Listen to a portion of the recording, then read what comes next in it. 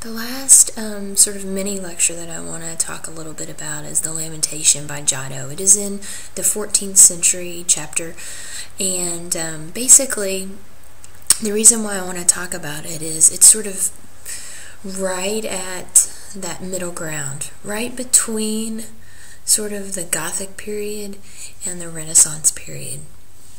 It's a fresco by Giotto, and he was sort of a very early Italian Renaissance painter.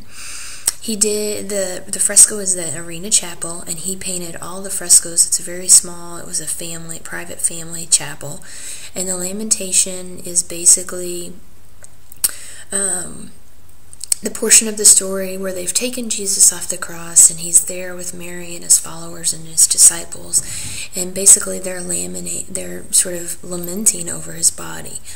And what Giotto does is he really brings some interesting characteristics into painting that we haven't seen before up until this period. It may look very sort of dull and ordinary to us, but to a Renaissance viewer it would be very different. The one thing he does is he creates these figures that are overlapping, so immediately we have depth. Okay, he also does that with the landscape, and he puts almost all of his figures in the forefront, and then at the back we see sort of this stone mountain and this tree. Okay, and so this creates a lot of depth. We also have modeling. He's using highlights and shadows to create a sense of sort of modeling the figure, and we see that in the followers of Christ.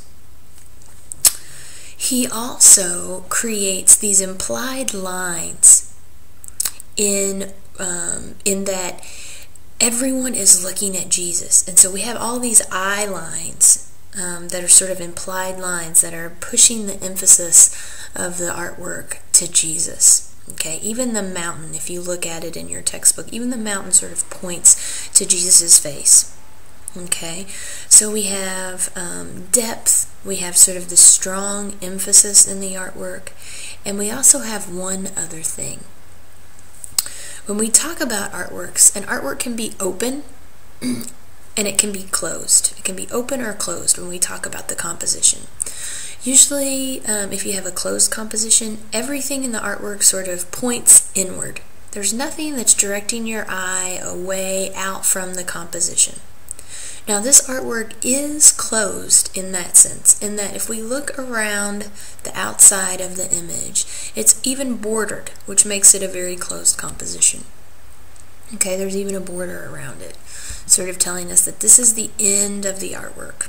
Okay, but it's very open in another way, because what Giotto has done, which is very different than other artists from this point on, is that he gives us one of the followers is giving us a back view of the person instead of the person looking at us. Okay, and so he's created this circle, and there's a slight opening, and that opening is for us as the viewer. So he's created this composition open to the viewer. Okay, so rather than left and right or top and bottom, it actually goes out towards the viewer, and we're included in that circle of followers for Jesus. So he does sort of three things that are really important and innovative. Depth. Okay, he shows depth. He shows that huge emphasis on Jesus, okay, in a real interesting way. And he includes the viewer in the artwork. And we are now a part of the conversation, which is very sort of different than what we've seen before. Okay, so really take a look at Giotto's work.